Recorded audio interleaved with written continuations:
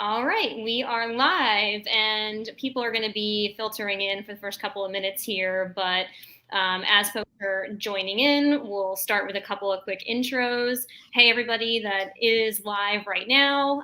My name is Samantha Miller with Select Commercial Advisors. I'm the managing partner, and we are a commercial brokerage based in Philadelphia. We're a development-focused brokerage. So we do a lot of transactions relating to land and multifamily development projects, mostly in the Philadelphia and surrounding areas.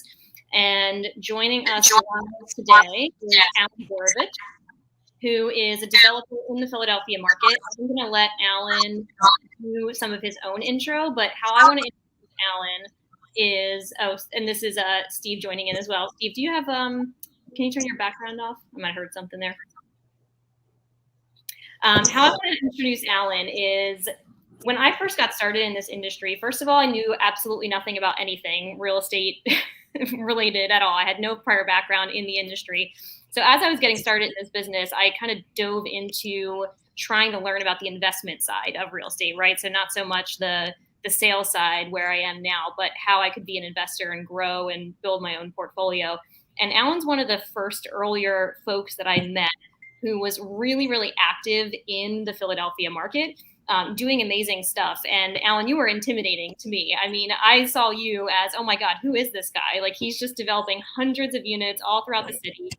But my favorite thing about actually getting to sit down and talk with you over the years, Allen, is that had I not known that, had I not been introduced to you as someone that was so active in this market and had this big portfolio, I would never have known that just from sitting down talking to you. You're like the most modest, chill guy that I've ever met. You could sit down with Allen and talk to him about literally anything, and you would never know that he's developing hundreds of units throughout the city, right?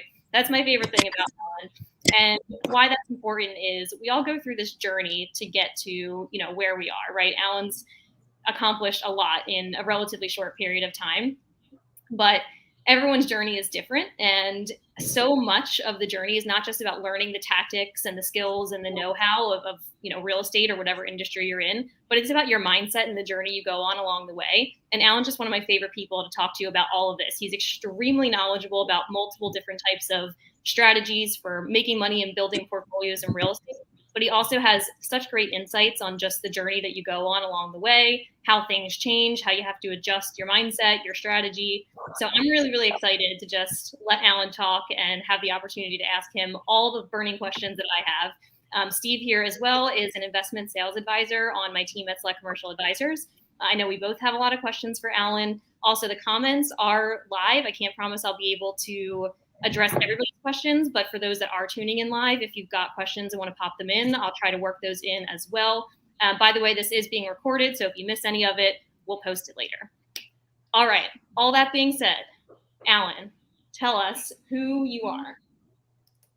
Well, Sam, thank you so much for the lovely intro. And I'm Allen Borovich, active investor in Philadelphia. I've been doing it for well over now, mostly 12 years. And I've kind of had my foot into a lot of different segments. And I always say, I kind of started at the single family space, then moved to, some tougher rehabs, which then led to, bigger, tougher rehabs, which then led to developing land. So I kind of progressed in every aspect where I think that's catches a lot of audience as well, because not everybody's able to just go into land right away and start developing. So I've kind of been through every segment.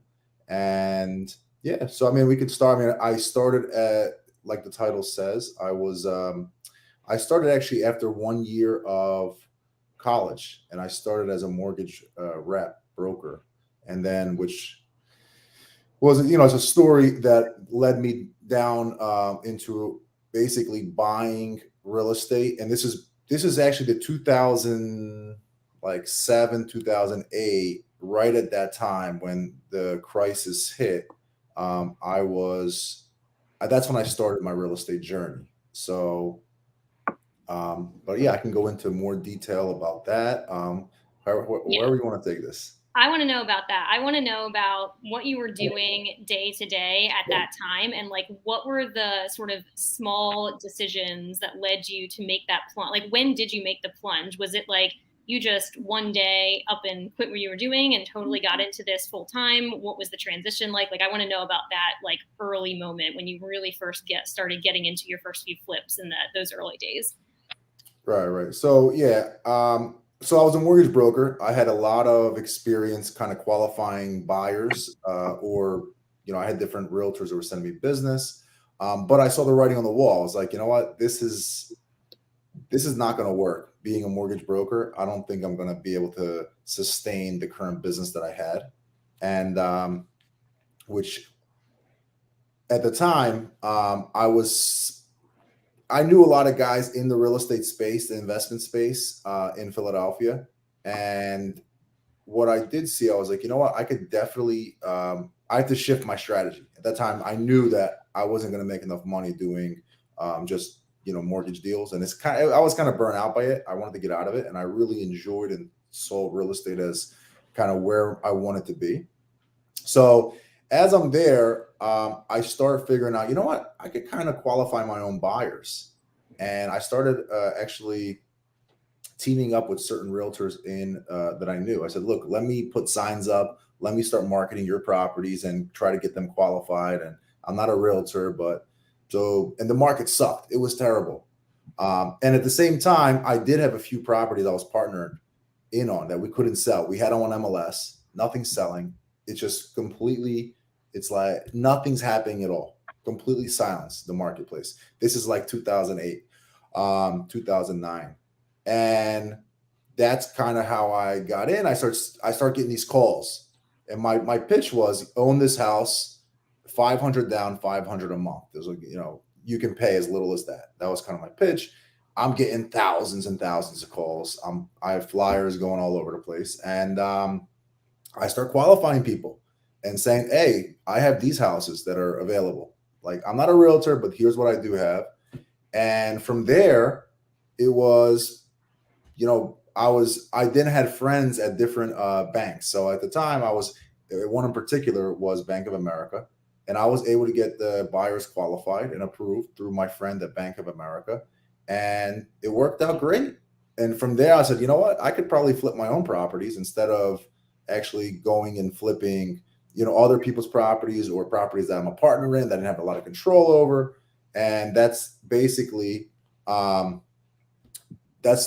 led to me then getting into, all right, what are the areas that I want to buy in? Where are the best spreads? Where do people want to live? Because now I was getting all these calls from different people, and I started to understand, like, all right, where do people want to live? Where do they actually want to buy a house rather than rent a house? And I started to understand the market better, which led me down another path of researching, all right, who's flipping properties? So I would spend literally hours upon hours on MLS looking at, what were people doing these properties? Were they buying? Were they flipping? Were they holding them? How are they financing them? So all these different factors. And so I was a true student at that time on trying to understand what was my game plan, which led me then to, buying basically my first real flip was in West Philly. And let's pause before we get into that, because I love some of the stuff that you've said already, Alan. And what I want to highlight there is, like, that was a changing time in the market, which I think I would love to highlight any, similarities or differences you see between then and now, because we're in a very transitional part of the market right now as well. There's differences or similarities, but more so what I like is that you wanted to get into the real estate side. You wanted to stop the hustle of the mortgage brokerage business, right?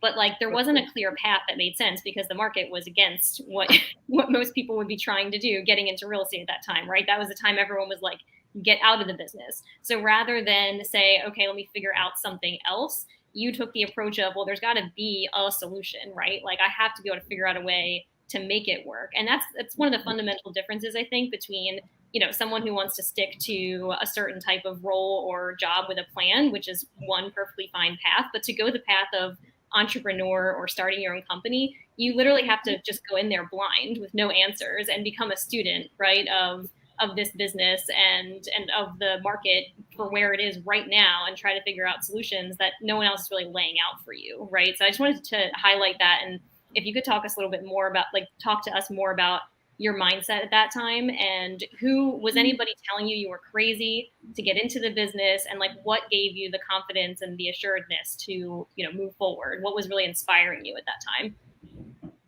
Yeah, no, for sure. There's a lot of similarities as, I mean, not exactly, but there are definitely similarities the way I'm feeling today that I felt back in 2000, let's say 8, 9. And yeah, for sure. So at the time I had some partners because I was doing the mortgage business, and I had some partners that I partnered up with to get into buying and flipping these properties. And the partners are like, we're out, the market is dead. Everything's, let's take a year or two off. Let's not. I'm like, well, what the hell am I going to do? That I'm thinking, because I was kind of the youngest one. And I was like, you know what, I think people need somewhere to live, and so that was kind of my mindset. I was like, even if I can flip one house every quarter and make, at the time I was thinking, like, if I can make 20 grand on a house and flip like 4 a year, I was like, I was cool with that. I was fairly young though.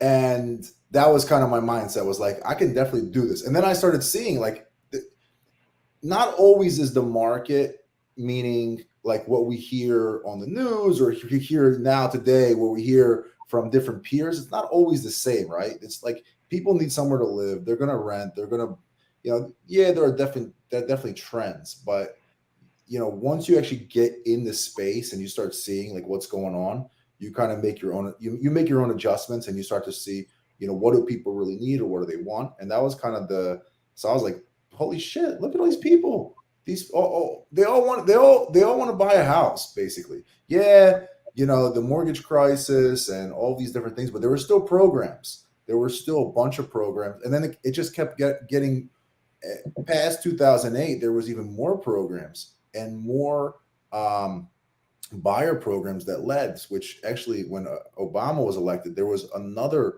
bunch of programs. Which, it was like Christmas time. People that were flipping houses at that time were making crazy money, and it's like, and everybody's saying real estate's dead. So it was actually, they were actually giving away $8,000 tax credits at that time. I don't know if anybody remembers this, but at that time they were giving away $8,000 tax credits to buyers. So if a buyer bought a house, they would get an $8,000 like check, basically. It was literally everything we had was kind of selling. But I'm a little fast forwarding there, but essentially, we started, we got our first house, and I was very fortunate. I had my father. My father was the one that helped me kind of start the business on our own.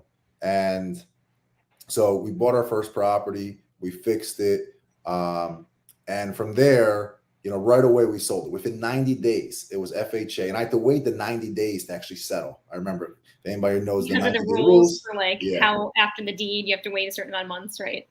Yeah. So we settled, and I was like, holy crap. And we made really good money on that first flip. I forget what it was. I think it was like almost 50 grand. I was like, holy crap, it beat our expectations, right? And I saw that because I was, so that's how I got led into West Philly. I saw you could still buy stuff in West Philly at that time. I remember looking at it for like 20, 30, 40 grand. And the sale prices were like $120 at the time. That was high end. 100 was kind of like the medium price. And at my dad was like, he didn't really know West Philly. He's like, oh, I don't know, but I'm like, nah, this makes sense. And this is, people, there's a bigger buyer pool. He was more on the side of, he was from Northeast Philly. He knew like kind of Harrogate, Kensington area, but the prices there were, you were still buying it for 20 or 30, but the sale prices were like 60 or 70. There was no margin, right? And that's kind of how we led into West Philly, and understanding like, wow, okay, they're bigger houses. So regardless, that's how I led to my first flip, and then buying more and more flips in that West Philadelphia area. I also ventured out into parts of West Oak Lane, Logan. Now this is all Philadelphia. I don't know how the audience is all Philly or not, but that was, I started doing just massive amounts of research though, seeing where were things selling and at what price and how fast. and like what type of rehabs they were. So that was And my that's really process. important to hone in on. Can you talk a little bit more about that? Because going back to, you getting started in this, like there's all this stuff going on in the macro level in the market, right? Telling you not to do something, but you got over that hurdle and said, let me ask some basic logic questions. There's buyers, there's properties, there's inventory. Like you're asking yourself these basic logic questions. And even though there's no clear path, you're saying this makes sense. There's got to be buyers for this stuff. You're testing it out a little bit. So I think that there's a big difference between, getting wrapped up in what's going on the macro level versus saying, okay, how is that kind of impacting the more micro local level? But then let me figure out local solutions. Let me do the research on a specific submarket, figure out what's going on here, and build my strategy around a smaller, more micro level, right? You can't address the entire world of real estate, but you can look at West Philly or North Philly and figure out what's going on in real time, right? It's more tangible and like actionable. So I want to expand on that a little bit, and like, can you talk about what you were how did you find this information? Were you just like on Zillow, like looking at stuff? Were you going out to properties? How did you do this research? Yeah, I don't think Zillow was a thing back then. I actually had access to MLS. So I was very fortunate. I had access through one of my partners at the time from my first few deals. He had MLS access. I figured out how to use. I wasn't a realtor, but I had MLS access. Today you really don't need it. You have Zillow, Redfin, all these different things. But at that time, I had MLS, and I start looking at I remember plugging in like from $1,000 to basically like 150. What was every single day I would look and I would plug in like what went active, pending, or settled.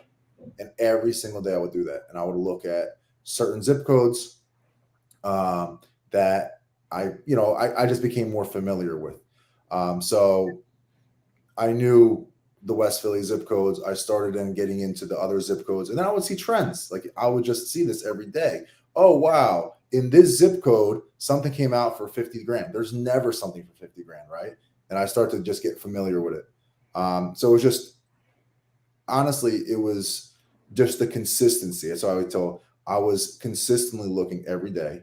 I consistently was looking at tons of houses though. And that's my biggest, I think, was the most important factor, right? Was I looked at so many houses on a given week or given day. I was able to make, as I progressed, I was able to make quicker decisions on, all right, is it a good deal or a bad deal? Because I would see the condition of the property and say, all right, well, that's a good deal because the property is not messed up and they're asking 35,000, right?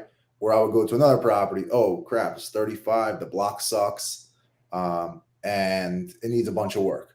So as you look at more and more properties, you become more familiar, more consistent. Then on top of that, I'm looking at all the sale prices, right? I'm in every day, and I'm like, whoa. You know what? I know a property a block away just settled for 125. So as I'm looking, so I'm doing everyday searches, right? From 1,000 to whatever it was, 120, 150. I don't remember exactly what it was, but that was kind of my space. I was comfortable buying stuff for like 20 or 30 grand at that time because I didn't have a ton of money. And it was very little hard money deals. Like you couldn't really get the financing because a lot of people got really hurt in that 2008 crisis. A lot of hard money people, and especially I was young. They're not giving me money. They're like, no, hell no, I'm not giving this guy money, and he doesn't. He's barely done any flips.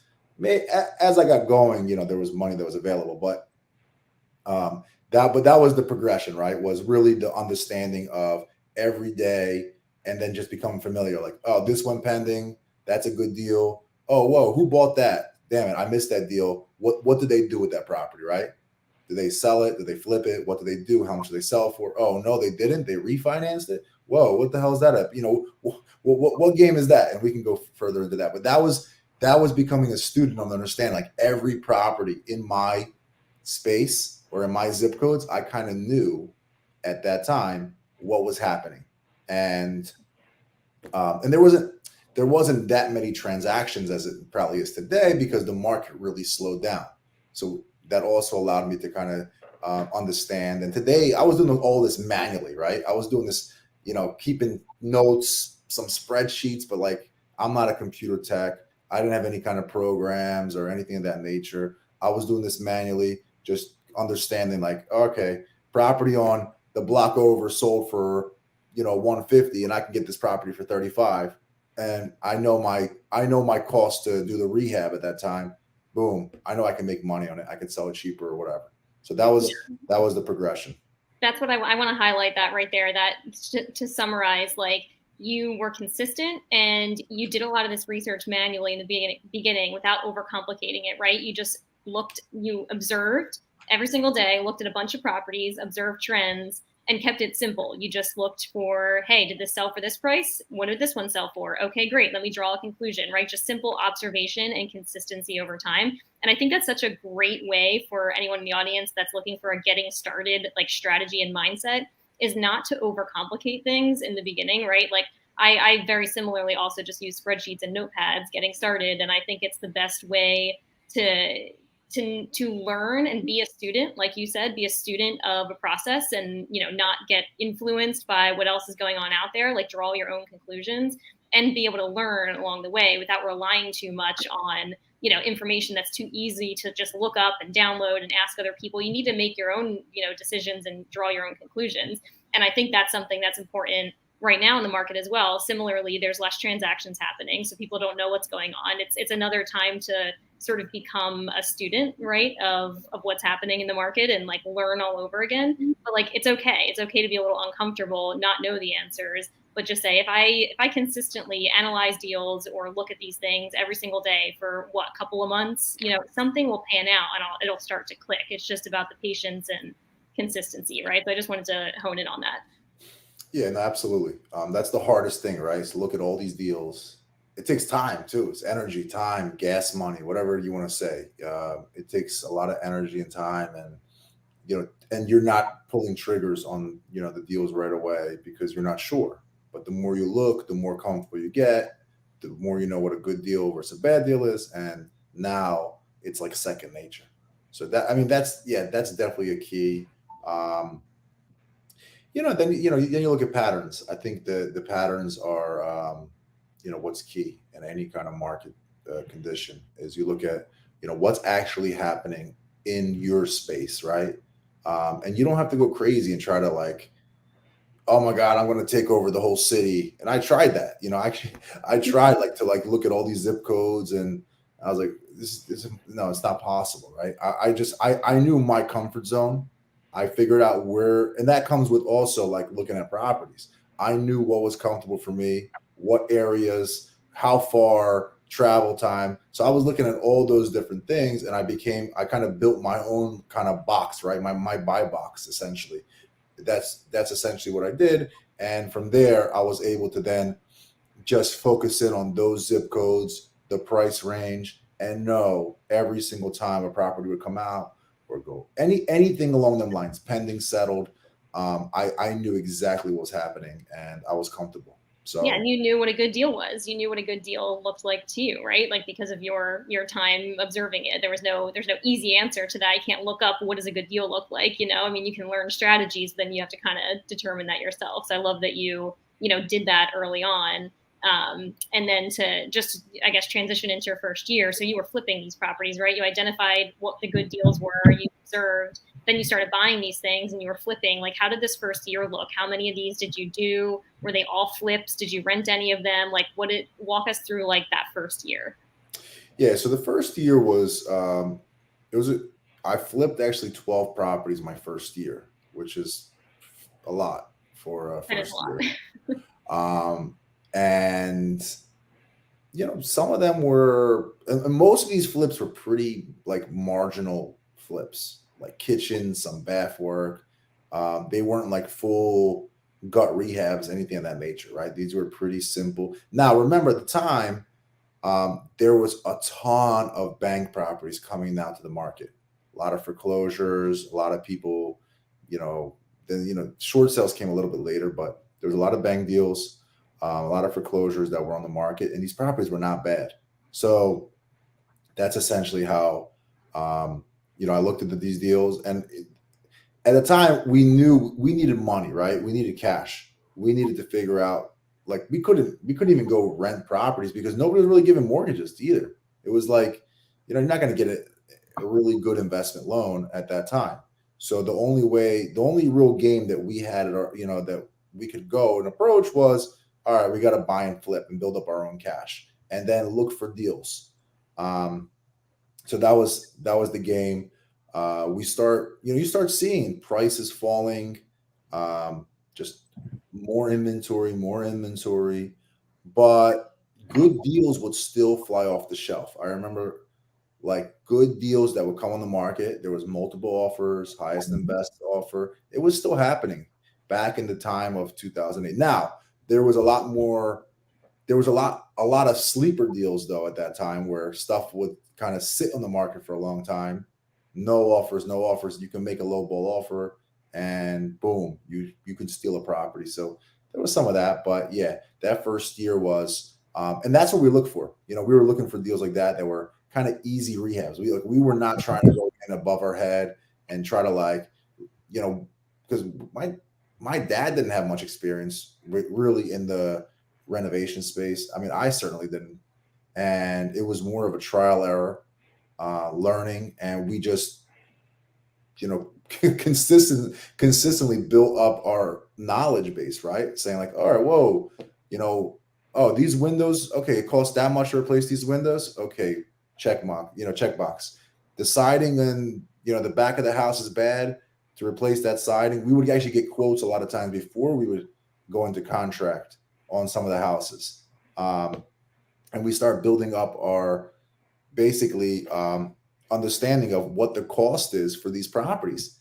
And then it just became, knowledge of understanding the next house. Like I didn't have to get a quote, right? I already knew what the cost was for a new roof per square, or siding or windows, or to replace the bath, or then it kept evolving, right, as time progressed. So by the end of the first year, yeah, we started getting into a little bit tougher rehabs because the margins were better. We started to understand, okay, well, if we replace this, that's going to give us X in profit.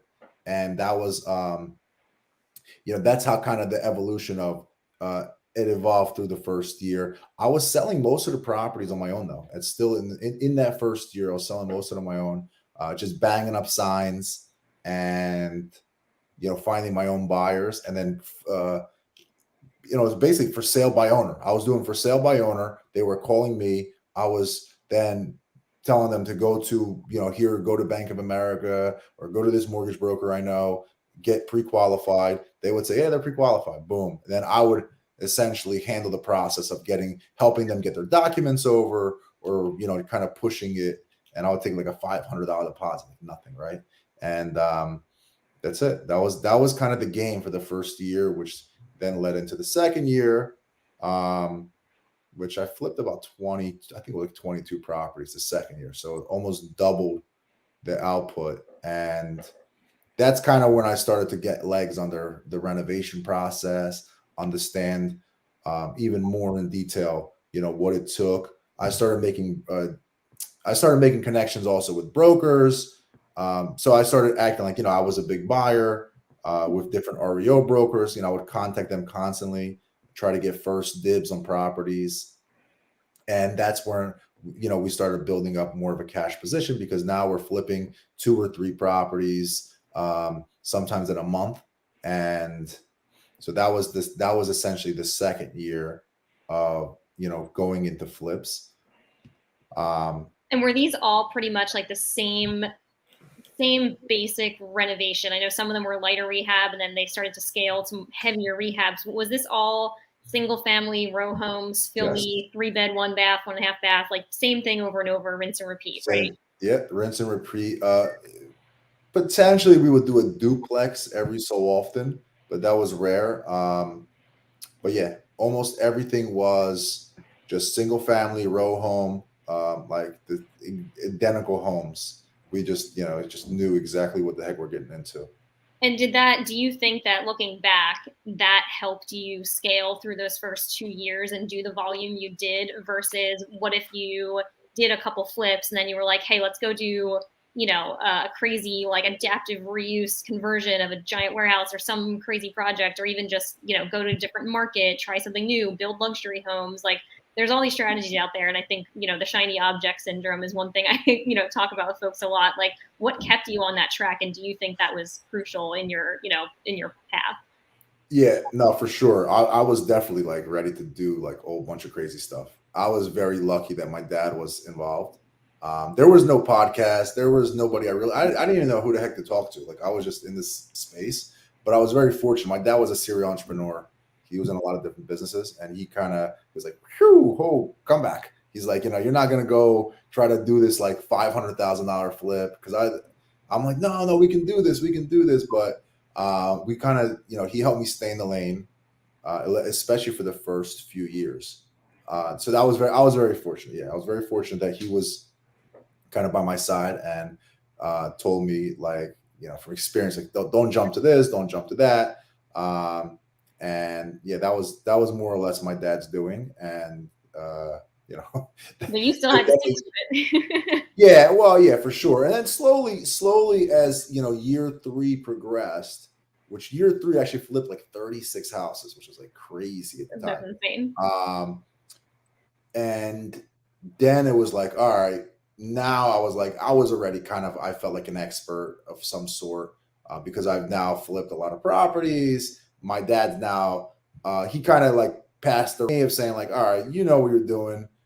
You don't have to I was making all decisions, most of the time of what we're doing, what we're buying, what we're selling, for how much. I essentially took the reign, and then that's how I then got more involved with the realtors, because now I was like, I couldn't even sell the properties myself. It was too much work.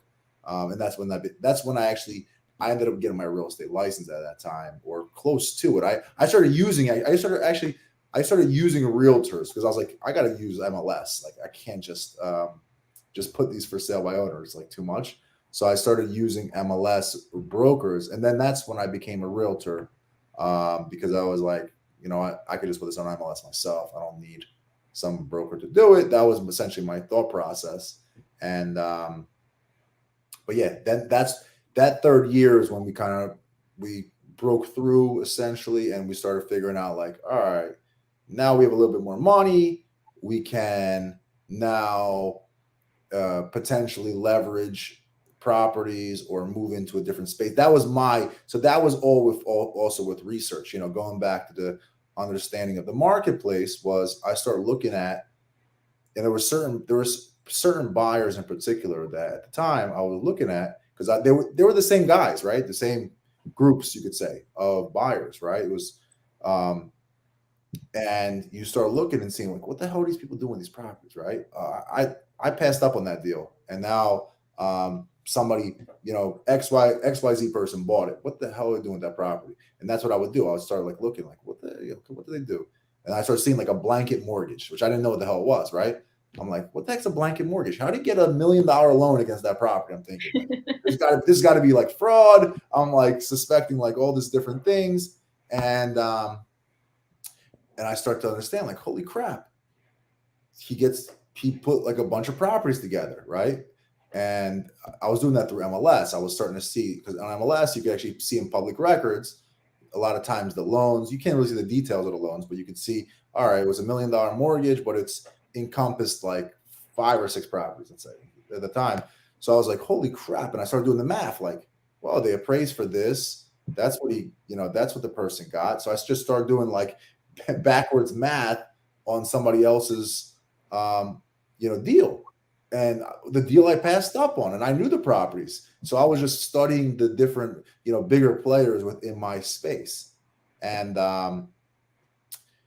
that's what led me to like saying like, holy crap, we're doing this all wrong. If we can get mortgages and not flip, we can then essentially rent the properties and refinance, kind of the burn strategy, which I didn't even know what the hell that was, right? That came out, and maybe it was out, but I didn't read any books on this. I didn't really do it. I was just kind of understanding the marketplace and understanding like, all right, this made sense, right?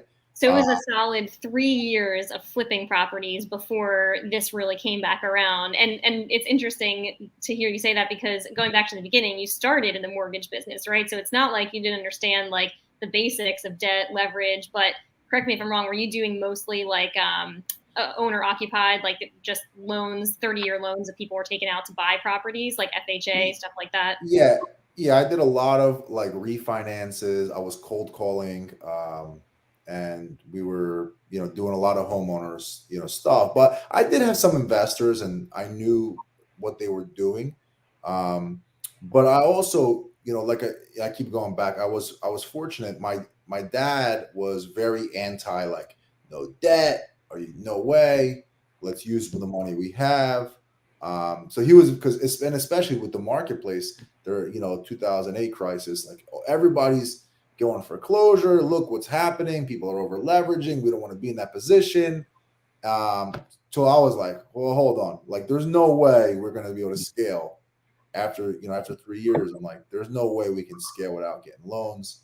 And it was really, but it was so tough. I remember that basically 2011, I guess, roughly, is when I tried to get my first loans, and it was like impossible. Nobody wanted to give like investor mortgages.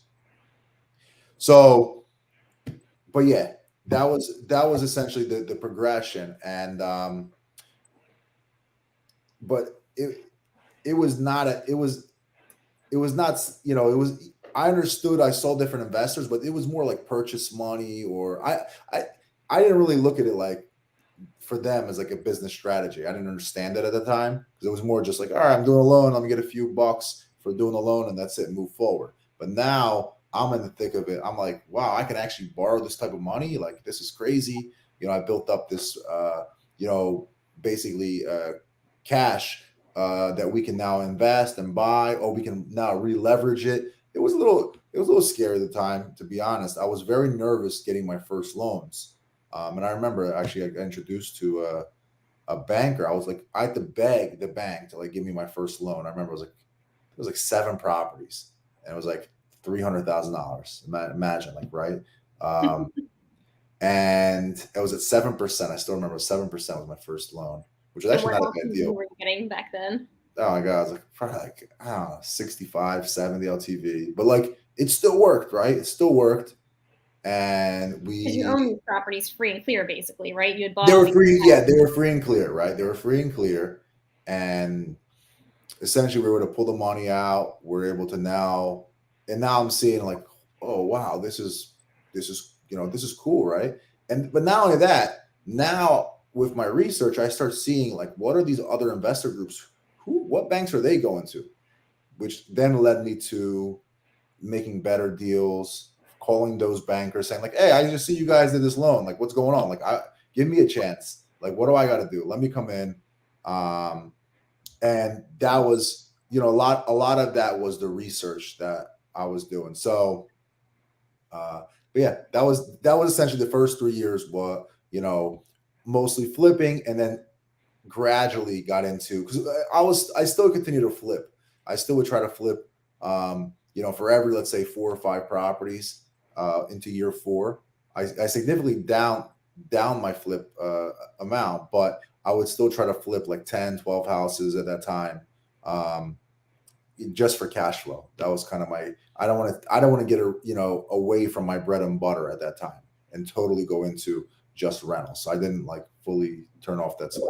So you saw the longer term benefit of holding these things, but it's still a transition to get there. But you said, okay, I'm gonna, scale back the flipping, do a few, and then try to, essentially this sounds like a very like starting to play in a different sandbox, like time for you, because you're learning about not only a different strategy, but different types of money. Like this is a big mindset shift year and learning year all over again from year 1 to year 3, getting into the rental side of stuff, right? So like, what is year 1 and 2 of switching into this rental strategy look like for you? Like, how were you able to grow or scale as quickly as you had in your first 3 years flipping properties from 12 to 20 to 36? Were you able to keep that same pace up as you switched into holding properties? Yeah, I mean, the rental was a little easier. I mean, that's what we thought, but we made a lot of mistakes. I mean, we made a ton of mistakes in the first several years of the rentals, because kind of like, we weren't doing great rehabs, but we were able to maneuver through them pretty quickly. I made a great relationship with the bank. and I was able to pull my money out very quickly at that time. So after a few deals, they became comfortable, and and the properties weren't bad. We didn't, but we knowing what I know today, I was like, oh man, what bunch of dumb mistakes. From just basically, from a maintenance standpoint. Also, letting. I mean, I wasn't even, from a background checks for tenants. I was very lenient, just trying to get the properties occupied. So made a lot of kind of mistakes that bit me a little bit, but I learned from. But yeah, it was essentially the rehab process. I wasn't going over and above and doing these, crazy flip type of rehabs from the start in these rentals, which that was just kind of my progression, right? Where I ended up though, as I hit, a certain amount of units, I realized like, holy crap, I got to change. I got to shift this because I can't continue going at the way we're going. It's going to be a maintenance nightmare. Um, and that was probably year 4 or 5, I guess, into the, from the start, right? So after 2 or 3 years of basically doing some rentals, I realized, whoa, we have to shift strategy, right? We have to shift the type of rehab, the way we do things, really professionalize it. Because my goal was always to get to a certain amount of my first goal was to get to about 100 units, and then it was to get to 500. That was kind of in my brain at the time. That's what I was thinking. My father at the time, he was like, well, "You're nuts! Like, what the hell do you need this for? Um, why do we need so many units? We don't need that." And I'm like, no, no, we're gonna do it. And and I was very nervous. I was very scared in that progression of borrowing money. You know, I now have these debts that are due, these bigger loans, and I continuously, was getting more debt. And my dad, he's a foreigner, so and it's true what they say sometimes. Foreigners are like anti-debt; they don't want to have anything to do with it. But I just understood that was the move that I had to make, and I took the lead in that position of knowing that we have to re-leverage the properties and pull the money out. But I started to figure out. So I started to have like a lot of anxiety, right? Of like, holy crap, like what if the tenants don't pay me? What if I don't have enough money, right? Like anybody else. So I started to figure out, all right, well, what can I do to limit this anxiety, which I still use to this day, right? I still use. So for every dollar I would borrow at that time, and to this day, I try to keep it like I would think like, all right, well, how does a bank work, right? A bank is they have a certain amount of reserve. If people don't pay them, they have a reserve, so they can always essentially catch up or figure out. They have the time to get the people out or to get the asset back. And that was the same kind of strategy that I put together, and it helped me sleep better at night. Where I said, all right, well, now I have to run this like a business, right? I need to. So for every dollar I'm borrowing, I'm putting X amount of dollars in the bank as a, reserve in a reserve account. This has been really helpful for me. It takes a lot of uh, just being very disciplined, right? It takes a lot of discipline to do this because now, as you grow, you see this, a number increase. You're like, holy shit, this deal just came out. I want to grab it, right? And I have the money, but you have to really kind of make sure that you don't do that. And Yeah. I think that's probably the biggest challenge for developers in general. And you hear the stories saying like, oh, most developers, they're cash poor, they're brick rich, and it's very few of them that are disciplined enough to keep the reserves, because there will be challenging times, right?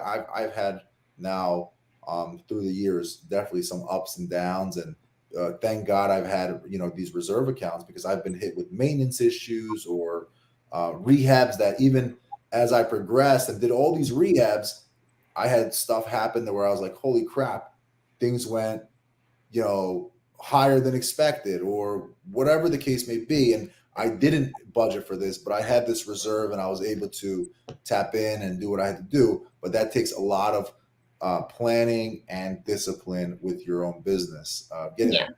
The anxiety is very real, but yeah, that transition from getting some deals done to thinking like a business owner in real estate, I don't think that everybody grasps that necessarily. Real estate's this thing that like can come off as this cool, passive, quick way to make money, or a passive investment, or something like putting money in the stock market. But to scale to the level that you are and to do, the business the way that you do it it's a business. It's real estate, but it's a business on top of the real estate, right? And like this transition from year 3 to the next couple of years, as you started learning how to utilize debt, how to build up reserves, build out systems, like that's a huge shift.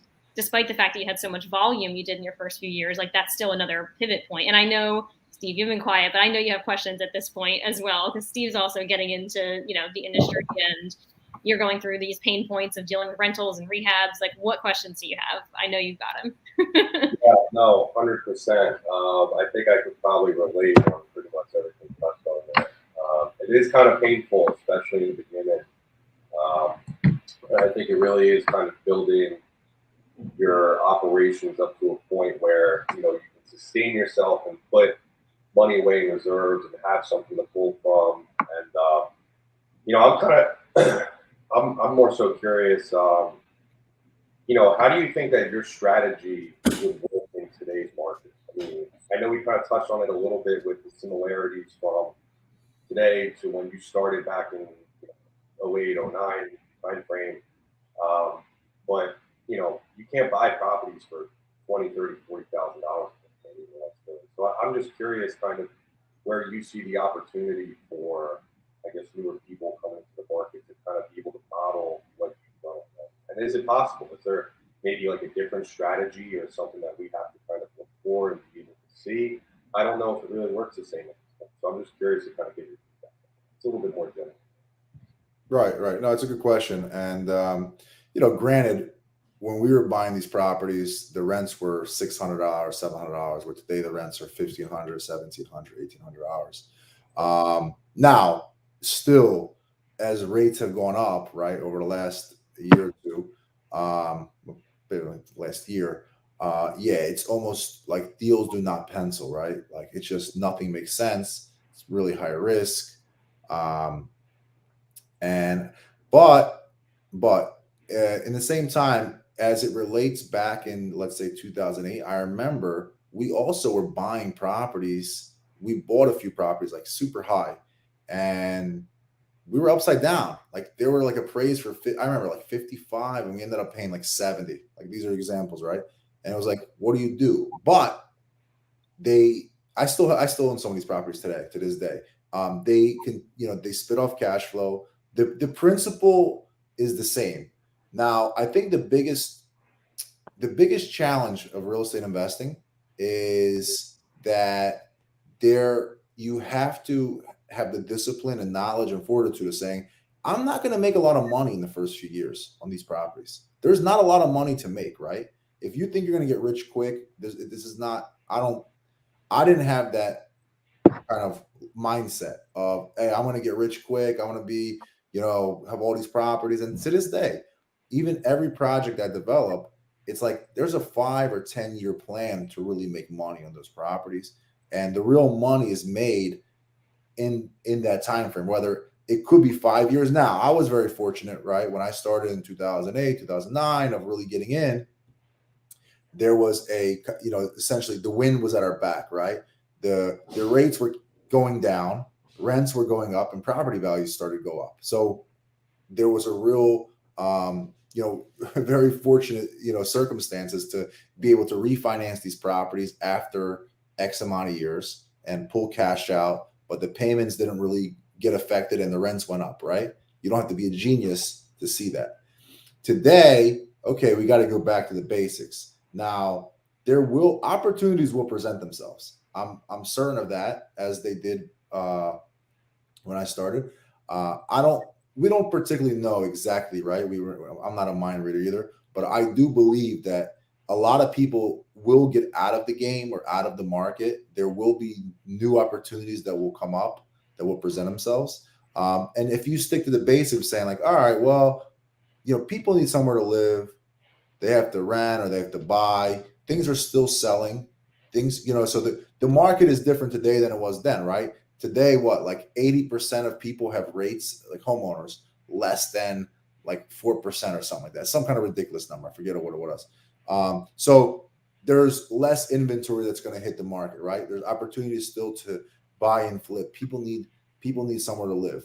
People need to buy houses or they have to move somewhere. So it's just understanding the dynamic of what's in front of us. It's not going to be, identical to what it was, let's say 2008, but I think it's looking at the trends of what's happening and making kind of, what's your thesis and what's your perspective of what's going to happen. And you got to make a little bit of a bet, but also with real estate, that's fine. You make your bet, but you also know, hey, you know what? Here's a really good upside. But you know what? If it doesn't, I'm going to hold that property and I'm going to build wealth over time. And that's really what you have to look at is like, all right, am I okay with the worst case scenario, essentially? And that's kind of what I did.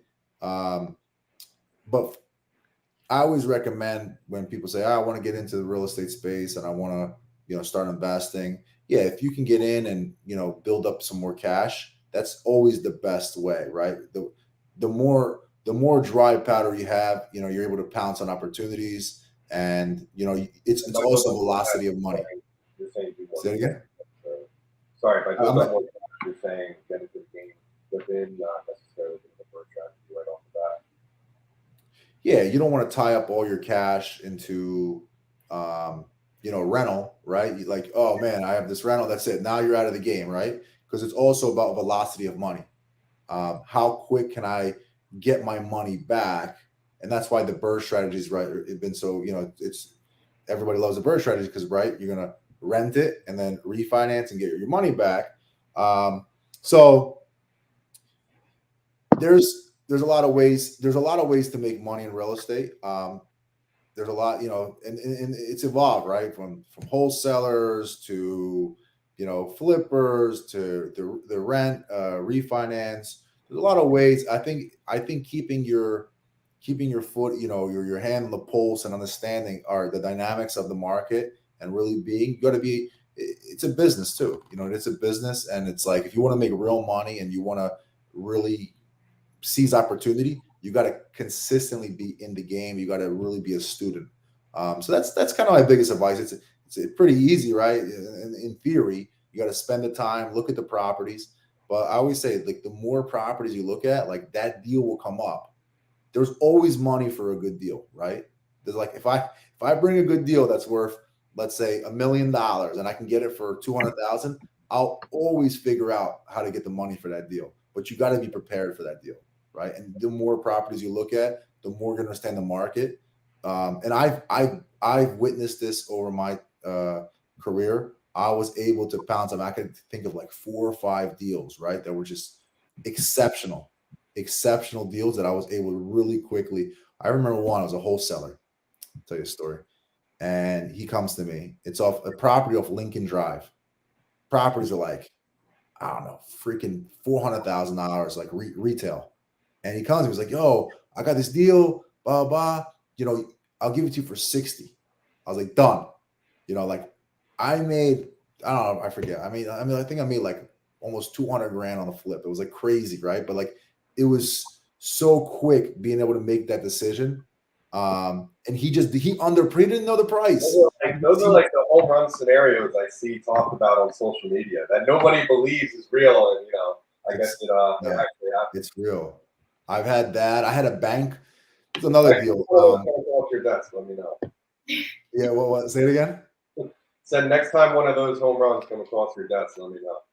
Well, no, but I mean, even I had I remember the broker, she priced, it was a 12-unit building, and I got it for, thinking, this is hilarious. I bought it for 135 grand, a 12-unit that they also just underpriced. They didn't. So there's deals there, and I think the deals will come right now in the market cycle we're in. I think that things will present, things will bubble, right? Things will bubble. People have also, when things aren't easy and things are tough, people get out of the business or people kind of give up. And I think the stronger mind you have, and you're able to understand what's going on and you have a longer outlook, I think that's when decisions are easier to make. So that's some advice that I do have. And going back to kind of the evolution of, hey, how did I really get into the rental and understanding and kind of shifting gears? I was also very fortunate, right? So I remember I had up to like almost 100 units at the time, and I was kind of going crazy, right? My I was running it, and I was doing. I had one young lady. She was working for me. She was kind of my secretary, like paying water bills. She was helping me out. She wasn't great. And I didn't know anything about it, right? I was like running this whole thing by myself. I had still doing the rehabs, still trying to sell. It was a mess. And then I met, actually was a mentor to me. He passed away, but at the time he was an architect engineer, and he's like, and he had helped build up almost 1,000 units. So I had great respect for him because I was like, that's where I want to go. And he was like, you got to treat this like a business. You have to build these units to be, if you're looking to build a sizable portfolio, you got to do the rehab the right way on the front end, and you're going to have much less headache on the back end. So I was very fortunate that I met that person in my life at that time where I was able to then take that advice. It was really difficult, right? I took that advice because I was used to like kind of, I wouldn't say like lipstick on a pig, but essentially like that's what I was getting away with at the time, right? I was buying these properties and they were just, I wasn't doing probably the full necessary job like I would do today. And, I was getting a lot of maintenance issues as I got to like over, close to 100 units, where now I had to hire another employee. I had to get another maintenance person. Like my cash flow was diminishing. I'm like, what good is this? Like I'm better. My dad was right. I could have had 20 properties free and clear and like chilling, right? Now like 100, I'm leveraged. I'm barely making money, right? Because I'm starting to see, I'm like, holy shit, this sucks. This really sucks. Because like, I'm hiring another employee, like I'm getting hit with maintenance costs. So it's really tough, right? And I remember hitting kind of those challenges at certain segments of like today I'm at probably about, I think I have like 850 doors that are current in portfolio, probably up to 1,000, right, in our pipeline that we're at. So I've hit definitely different obstacles at different parts. Like hitting at 100, I remember vividly, right? That was tough. That was really a challenge, getting to that next stage, changing the philosophy of how we're going to do the properties, what kind of properties. And then once I got to like 200 or 250-ish, there was another challenge, right? I needed now more employees. It actually now becomes a business. So that was a definite shift into how I was kind of working the model. And, that just continued down. Now, as I went to 500, now I have a team, systems. I mean, and the system started, probably at 100. At some, you have some kind of system, and it evolves. But now you become a true business owner, and now you're running things.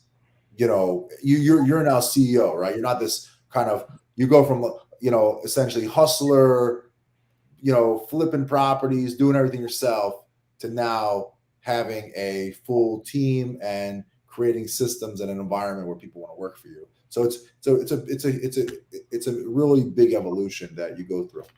Go ahead, Alan, just to like recap that right there, like today in the past like year or two, what is like high level? What does your team look like? Like how many people and what are they all doing? Just high level, but also what have your like last year or two's worth of deals look like compared to the first 3, 5, 6 years you're doing singles, duplexes? Like, is that what your typical deal looks like the last couple of years or no? And also how has the team changed? No, we've shifted. We only build now. So we're building new construction. And that was a shift as I got to buying rougher properties that were that needed more work. And on a scale model, I was like, essentially, it made more sense to start building, right? I started building it, I think, in 2017 as when I really started to build. So today I'm only building. I'm not doing any rehabs. I have actually one, but it's a massive rehab, right? It's a huge property. It's like 20,000 square feet. So I'm doing stuff like that, maybe, but I opt to just only do new construction, which is tough. Today it's really tough. Think about like interest rates. I think right now, currently, like construction loans are like damn near 10%, like hard money, like legit hard money. Like that's from a bank. So it is a really challenging time to be a builder. And you can see it all over the news. But yeah, the team is, we have a fairly, I mean, I would say a fairly small team for the amount of units and development we do, but a lot of that comes down to operations. A lot of that comes down to really being, intact. We have different high level meetings. We have a dashboard, company dashboard. So it's really ran like a company, right? Right now, like my team and my organization is ran like a real company. We have our own platform, CRM, which everybody can speak to each other. Every property, every lease, in the development process, we know what's going on. Everybody has their roles and responsibilities laid out, job descriptions. So I didn't know any of that. Like I hired some really good people, and I hired some bad people too. But I realized what I needed. So through that process, at about 250, I hired my COO, who was essential, right, to the growth of the business, which then led to hiring. Now we have a property manager, head of property management. We have head of leasing, head of construction, head of maintenance. I don't probably like we have about 15 employees that are kind of office level type, that are at some form, that deal with the day-to-day tasks, or and that includes, actually, also we have three in that 15. We have three leasing agents that only work for us and lease our properties.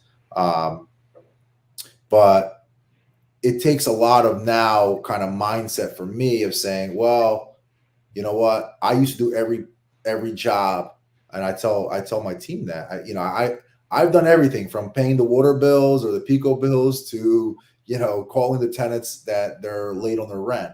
But now everything has to be spelled out. There has to be a true level of organization and company structure that is followed, so that we can succeed, right? So we can perform and keep going forward, because there's a lot of moving parts in owning so many properties and so many units, with the ongoing maintenance, different annual inspections, and nothing can be missed, right? You also, as a property owner, you have a ton of liability.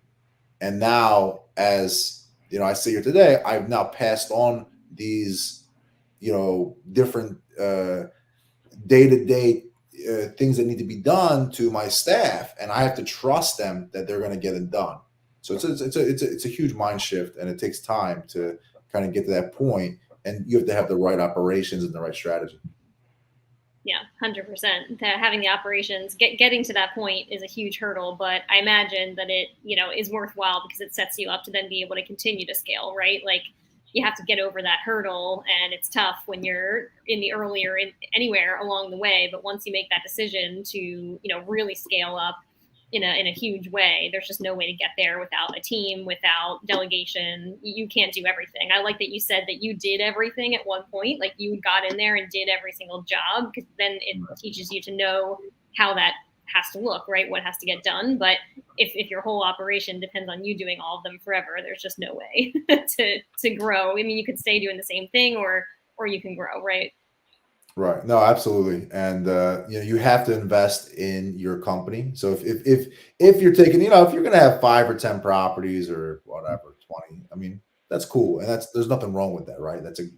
It could be a great kind of long-term play for you and whatever you want to do. But if you're looking to grow and have a large portfolio the way I've grown it, you know, it becomes a business. It becomes you have to invest in people just the way you invest in property. You got to invest in people. It's a totally different game. And you now have to become that, you know, essentially the CEO of your company, and you have to have that understanding, and you have to put these systems in place, because if not, like, things will collapse.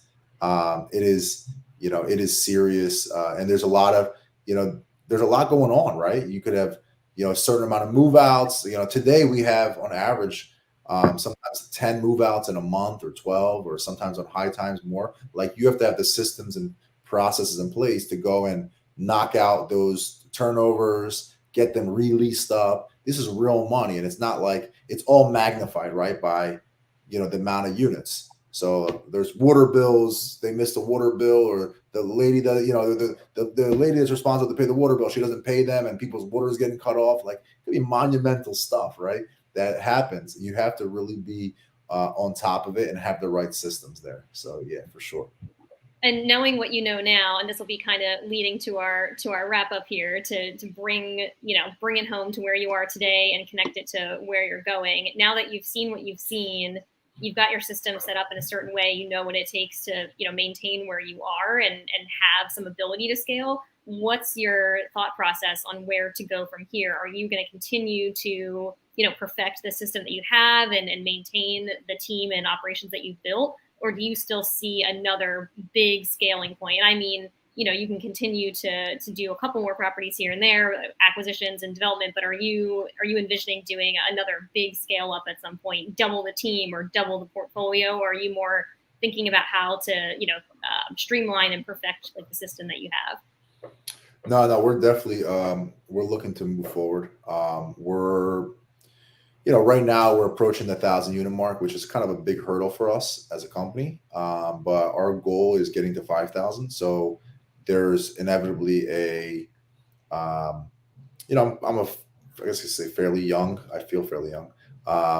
But, you know, so my goal is to continue. I put that vision and plan together for my company. So that was also a big stepping point, was kind of creating a real, hey, you know, team, here's my vision. Here's what I want for the company. And that was important. So I put that together. That was a few years ago, and I've kind of stuck to that. I'm still as motivated as I, you know, probably was before. I have a lot of motivation. I want to continue to grow.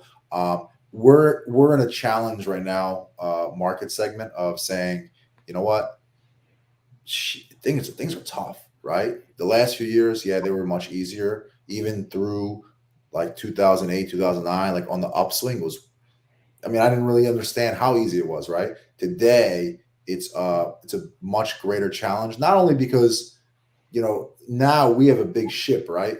Like, my company it's a larger ship, that it's not as easy to just go and like turn it around or change different strategies or whatever the case may be, because you have now more people. And, you know, and granted, we're still a small company relative to, let's say, larger companies, but, you know, just for a regular person running you know, a small business, like, it's fairly large. At least I see it that way. There's a lot of, you know, different things that have to be addressed. And so, but I see a major opportunity that's going to brew. And Sam, you and I've talked about this. We talk sometimes about the market, and I certainly see there's opportunity that's going to present itself.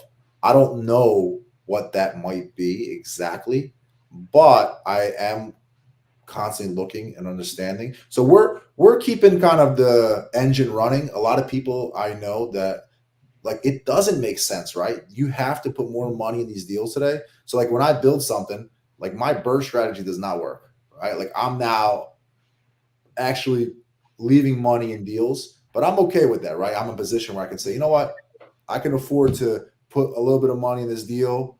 I know in 5 years I'm going to be okay. And I'm very fortunate that I can do that. But at the same time, I do see a 5-7 year cycle from where we are in the next year or two, that there's going to be major upsides. So I don't know particularly what that is, but that's what I'm seeing.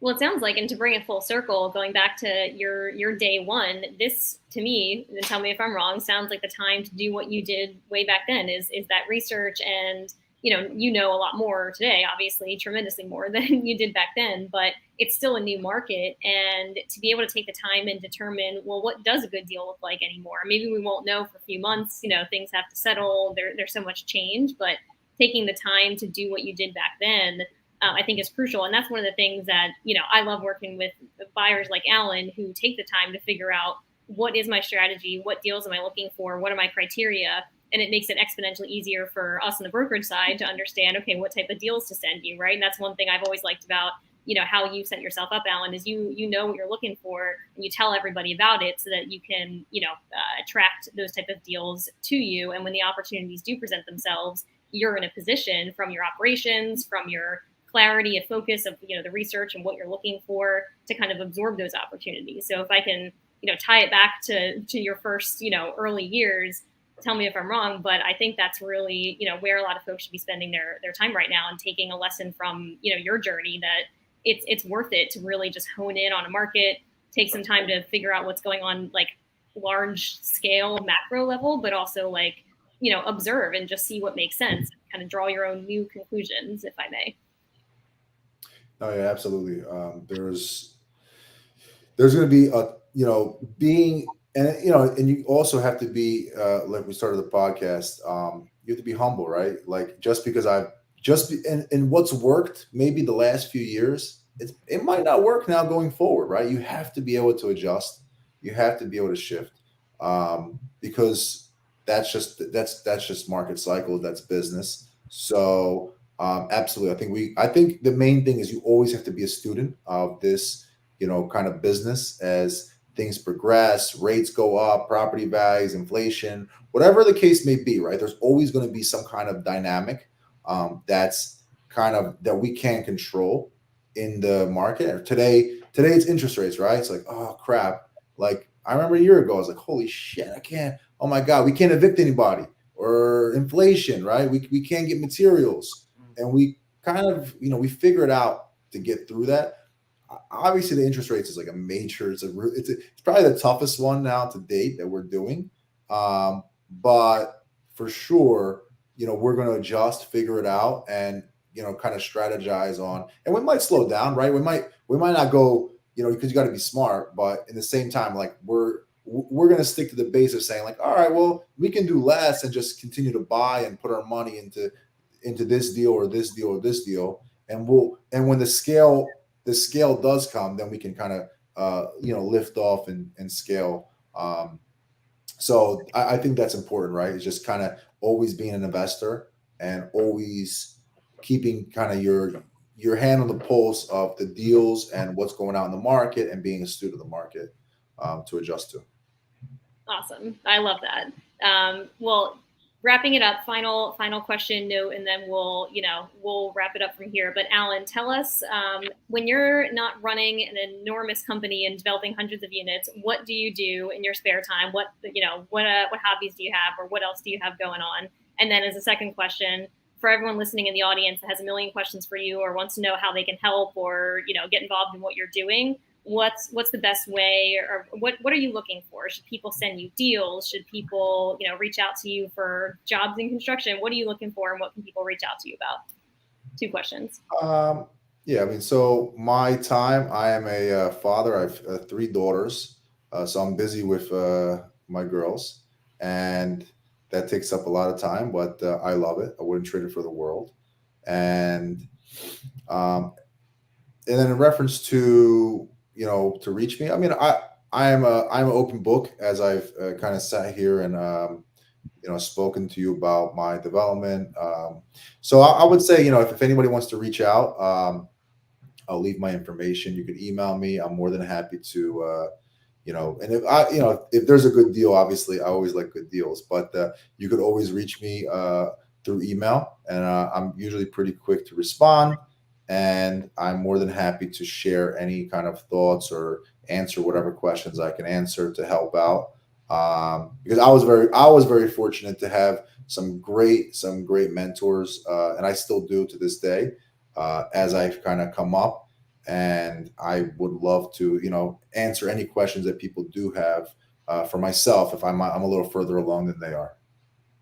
Awesome. Thank you, Alan. And yeah, this for anyone that didn't make it in for the live, either had to leave early or couldn't make the live session, we will post this afterwards, and you can leave comments. We'll put information in the comments and all that good stuff. So no worries if you couldn't join the live. And Alan, I want to thank you so much. I always enjoy talking to you. I learn something different about you and learn something different about real estate every single time that we talk. And I know our audience got a lot out of this. There's questions that are going to continue coming in after this. So I really appreciate your time and hope to be able to do this again. Awesome. Well, thanks for having me. Yeah, thank you. Thank you guys for having me. And I'm sure we'll be in touch. Awesome. All right. Thanks, everyone. All right, bye.